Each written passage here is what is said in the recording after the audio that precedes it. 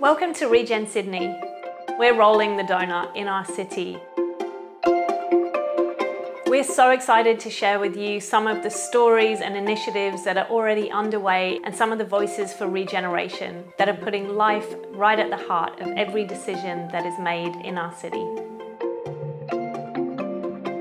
Hello, I'm Kate Rayworth, and I want to introduce you to the one donut that actually turns out to be good for us and good for cities that want to thrive in the 21st century. Because this century has begun with repeated global shocks. And what these repeated crises tell us is that we're deeply interconnected with each other and with the rest of the living world. That the crises that are emerging are actually resulting from the very systems that we've created. And that these shocks are deeply disruptive to human well-being, destructive of our collective resilience, and for many are an existential risk. So we urgently need a new vision of progress that is fit for the century ahead of us. And so I offer you a donut. Think of it as a compass for human prosperity in the 21st century.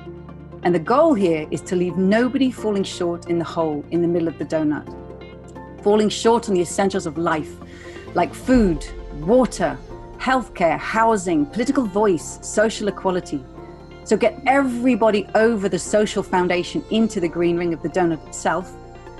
But at the same time, don't overshoot its ecological ceiling, because there we put so much pressure on the life-supporting systems of this delicately balanced planet that we push her out of balance. We cause climate breakdown.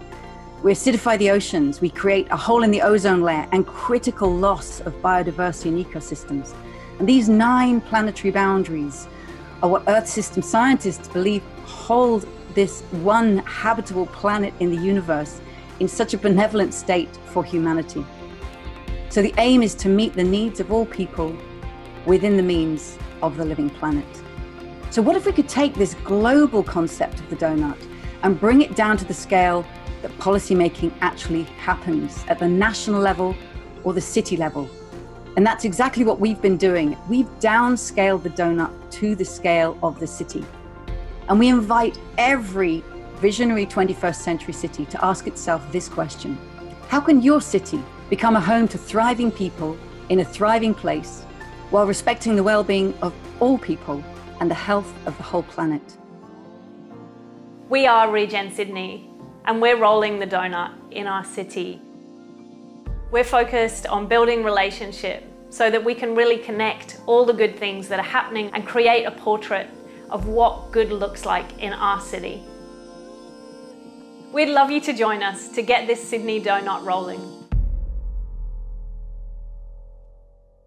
Today I would like to introduce Uncle Phil Bligh. Uncle Phil is a Kalili and Waka Waka man on his father's side and a Khaldoon man on his mother's side. And he's currently residing in Darkinjung country on the Central Coast. So I hope I've done justice to those names, Uncle Phil, and it's a delight to have you here with us today. It's a real honour. Thank you. I'd love to hear some more about the work that you're doing in Darkinjung country and beyond, with Beyond the Campfire and the other initiatives that you're involved with. Yeah, well, thank you, Alice. So Beyond the Campfire is a metaphor. So as we sit around the campfire and we're warmed by the light, and it throws light out as well as warmth, beyond the campfire is darkness. But that sort of fades away. The light fades away. And where it fades away, there's a tension between the light and the dark. And it's there that we operate, exploring the tensions between the known and the unknown, the tensions that exist between different cultures. And we go a little bit further than awareness of certain cultures. We go to explore the values and the assumptions on which those cultures are predicated. In other words, why do people think the way they think? Why do they behave the way they behave? Understanding those things at that level helps us to be able to, I think, interact better with other people, to reach across that chasm of cultural difference. And better understand people and embrace those differences and learn how to celebrate those differences and incorporate different views and perspectives into solutions that we may come up with together. Luke Briscoe is a Kuku Yalanji man from far north Queensland. He's a founder and director of IndigiLab. Through IndigiLab, Luke works with cultural indicators for innovative projects that puts the rights of Indigenous people at the heart of social and environmental change. So hey Luke, thanks again for joining us today. Luke, how do you see the work we're doing with Regen Sydney, which is a community-led kind of volunteer organisation looking at regenerative economies within Sydney? How might the work that we're doing with Regen Sydney kind of intersect or align with yours? Yeah, definitely. I think, one core alignment is the need to really look at these city spaces and how we can regenerate them into, landscapes that aren't going to cause us, health issues, and also a way to really connect people. And I see the movement of Regen Sydney and also the work that we do with IndigiLab is all about connection. So, but making sure that with those connections that, we look at things like what are the Indigenous cultural indicators in Sydney, how can we work with the community better to understand what a shared, projects might be around that, like, the eel story in Sydney is so important. So, how can, Sydney bring back some of those important projects and programs, based on Indigenous ways of practicing science and culture in the land. So, trying to get more people on board to develop Indigenous cultural indicators, because a lot of the indicators you might find, in things like ILUA's, Indigenous Land Use Agreements, outside of the city, but because of the native title process in city areas, it's really hard to really regain land. So having some of these processes in place, like Indigenous cultural indicators, builds out more of a broader value systems for people really to understand and identify how we can connect and work together. Lisa McLean is the CEO of New South Wales Circular. New South Wales Circular are creating a circular city for Sydney with their initiatives. They're closing the loop on waste and resource use, making sure that nothing goes to waste. Thanks so much for joining us. Hi, Alice. So tell me a little bit more about New South Wales Circular and what it's all about. It sounds like a fantastic initiative. For us, circular economy is absolutely critical. It is the new economy. It isn't just about waste management, right? It's across the economy. It's a systems transition. And so it touches on every industry. It touches on our market settings, our policy, our regulation, our legislation, the way we consume, obviously. So New South Wales Circular, it's a massive piece, as you mentioned. It's huge, right? How are we going to make this huge transition away from linear business models, our linear throwaway and flush away approaches, to become more circular? And it's not sitting in someone's lap to do this. We all have a very big role to play. All of us have to do our bit, whether using our purchasing power to buy the right things, to do the right thing if we can recycle, choosing that service. If it's a council, putting on more services. If it's a state government, supporting the services to be rolled out that are more circular, keeping resources locally to be reused, whether that's recycled water, whether that's shared mobility, or whether that's waste streams. How can we create collection centres that people can access? And also, I think it's a little secret up our sleeves to know that we can actually cut carbon by the way we consume. We can cut carbon by the way we throw away things and what we do with those waste streams, whether we're a business, whether we're in government, or whether we're a consumer.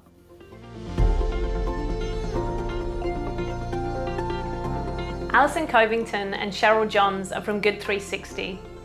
They're making sure that pre-market goods do not go to waste, that they're redistributed to the people who need it most, and it's a fascinating story to hear. We have this concept about there is no out the back, for businesses, that they put it out the front. And so we like to use a concept about, if you have used natural resources, you either have to sell it, donate it, or upcycle it, but there is no landfill. There isn't, and even as ourselves as consumers, if we try to think of there is no landfill, we'd be more mindful about what we purchase or how we use Earth's resources. And that's why we're sort of trying to help businesses think that if they have sold it or if they've purchased or manufactured it, they will sell it to a customer or they will donate it. And if they don't want to donate it, they upcycle it into another material. But there is no away, there is no landfill. Because there is somebody in society that could still use the resource that you chose to make in some form to something else, because there is so much need in society. But, we chose to use part of Earth's resource for something, so let's use it or repurpose it into something else, but we don't put it back into the Earth. It doesn't seem appropriate to do that. And we can collaborate to find a use for it before we destroy it again.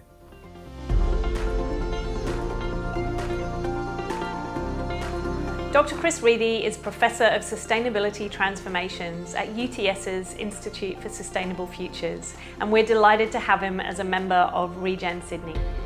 What I would like Regen Sydney to be doing as a community is to start to bring together conversations that are happening in lots of different pockets around the city, lots of different networks that have nodes that lie within the city of Sydney, but that reach out into broader spaces and that haven't really been brought together to bring their thinking to bear on the city itself. They're often thinking in more abstract terms about what does transformation, what does regeneration, what does well-being look like, and not sort of bringing that down to the scale of what does that look like in a city? What does that look like on the ground in a really tangible place? And what can we try at that scale and learn from, because we don't know yet how to do this transformation thing or regeneration or any of these things that we're talking about. There's going to be lots of experimentation, and you can do lots of thought experiments and talk in your big international and national networks about how to achieve transformation and regeneration. But a lot of it, we just got to get in and do some stuff on the ground. And the city is the right kind of scale for that to happen at. Sydney's got a few challenges compared to some other cities in terms of the fragmentation of our governance structures here compared to places where there's a single city government. So I guess I'm also interested in how do we tackle that cross-jurisdictional governance challenge that we face in Sydney. It's not quite as exciting, but it's important because, we don't really have a single city planning mechanism right now. So I'm interested in Regen Sydney coming together at that scale of the city and not worrying about those jurisdictional boundaries and just being people interested in the city itself. So really a lot of cross-pollination of different networks and a lot of practical experimentation at the scale of the city is what I would like to see.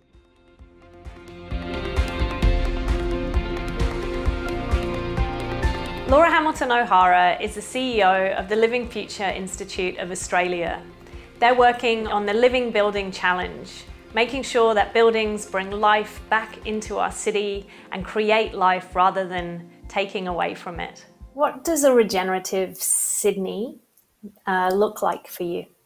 So Sydney is obviously quite a big city, and so there's a lot of infrastructure and buildings involved in that. And for me, it comes back to thinking about those as nature's architect. Nature is the best example of what those things could look like. So what if we could build a city that is as beautiful and as clean and as equitable as a forest or a tree?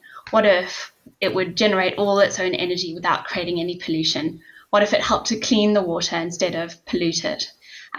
What if it really sort of developed the sense of place and respected Indigenous and traditional custodians? What if it designed for life rather than designed for massive glass structures and cars?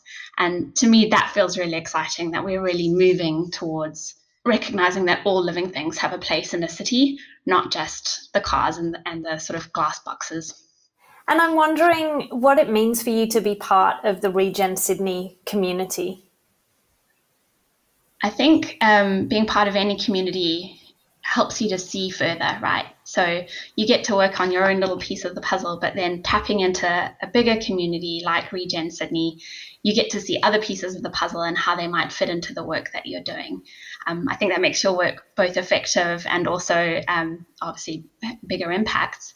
But I think maybe the bigger piece is seeing those projects happen, whether they're on small or large scale, just fills up your well of hope, right? Like there's all these incredible people doing things, and you can see that change is happening on a very, very real way, that when you're sort of looking at like what's going on in the news, you might feel like it's impossible, like we're stuck.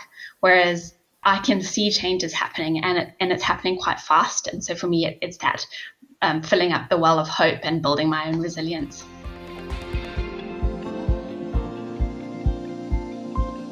Councillor Jess Scully is Deputy Lord Mayor for the City of Sydney. They're really leading the way when it comes to participatory democracy and decentralised decision making. So Jess, what's coming up for me is that phrase, trust the people and they become trustworthy. And I'd love to hear a bit more about that work that you've done with the citizens' juries at the City of Sydney, and what some of the initiatives or outcomes that you had that could inspire us towards a regenerative Sydney. Absolutely. The citizens' jury was something that I was really passionate about and advocated for internally. That process was run by the New Democracy Foundation. They sent out 10,000 letters to people all over Sydney, and then people responded to those letters, and they created a more representative group of Sydney-siders by age, gender, location, whether they're homeowners or renters, and that group then were given access to experts, information, and they put that, they dedicated a lot of time as well. They were paid for their time, so everyone could afford to participate in the process. And they came forward with a set of 8 policy directions and a report which they wrote themselves as well. And they encouraged us to go beyond sustainability and to create a regenerative city. So a place that actually cleans the air and water, that gives back more than it takes. They asked us to centre First Nations truth-telling and justice as part of, the work that we do. They asked us to create a city that was affordable for everyone to live and work in, to put a 24-hour city creativity and nightlife at the core of this city as well. What they really encouraged us to do was to go even further than we already do. Like, I think at the City of Sydney, we're really in a leadership position in terms of trying to create that more sustainable and inclusive city. We have been carbon neutral since 2007. We're powered by 100% renewable energy. We're working towards, how do we get our entire local area and all of our residents to be net zero by 2030. That's the sort of ambition that we have. And the citizens' jury gave us social license to go even further and to actually keep pushing the envelope and keep pushing the boundaries of what people consider to be, the business of local government. And that's what I think is really powerful about it, because we see a sort of denigration of the local and the small, and this idea that we have that big change has to come at a national level. I think big change can come from the bottom up and be people-led and grassroots-led, and we need to take as much initiative and coordination and do as much as we can at a local level to build the kind of future that we want to see, and then seek to replicate and scale from there, not wait for leadership to come from the top down.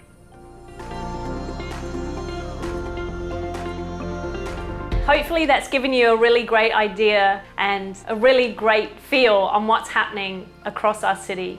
There are so many good things underway. Sometimes it's easier to see where things are going wrong rather than where they're going right. But Regen Sydney is here to hunt the good stuff and to spotlight all the voices and initiatives that are working towards regeneration for our city. We hope you feel as inspired as we have, and we invite you to join us.